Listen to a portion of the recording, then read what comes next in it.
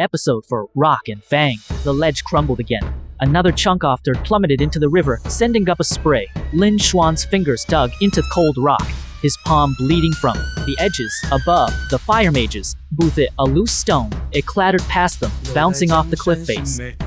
"Found you, freaks?" the mage roared. He leaned over, staff glowing red. Lin could see Theskar on his jaw twist as he grinned. "Your little hiding spot won't save you. Fire melts flesh, same four half-breeds and shadow trash." Alara's breath hitched. She fumbled with her staff, but her hands shook too hard. Green light flickered, then died. "I can't eat, I don't. To have enough mana," she whispered. Below, a wolf stepped into the river's edge. Its fur was matted, its eyes yellow, and fixed on them.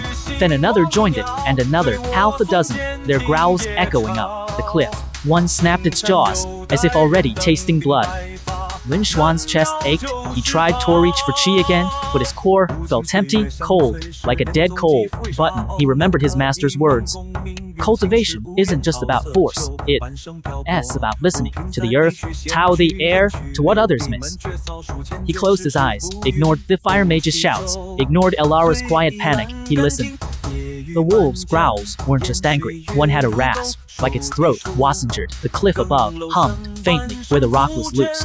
The fire mage's boot had weakened it. The wind blew up cold, carrying the smell of fire. A plan, stupid, risky, the only one he had. "Elara," he said, voice low, "can you make a tiny light? Just enough to catch the mage's eye, not for long." She frowned, but nodded. Her fingers tightened around her staff. A pinprick-off green light bloomed at its tip, faint, but bright enough to glow against the rock.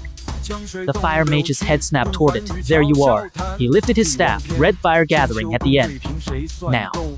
Lin Xuan tensed. He focused every last bit of his strength, not on chi, but on will, and slammed his palm against the cliff above him. Not hard, but in the exact spot where the rock was loose. A crack. Then a rumble. A boulder, bigger than his head, broke free, tumbling down the cliff. Eve hit another rock, splitting in cosmular chunks. They rained down, straight toward the wolves. The injured wolf yelped as a chunk hit its shoulder.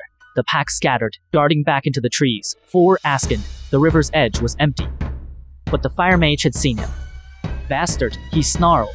The red fire in his staff erupted, bigger than before, a fireball that sallied straight for Lin and Elora. And then the ledge gave way.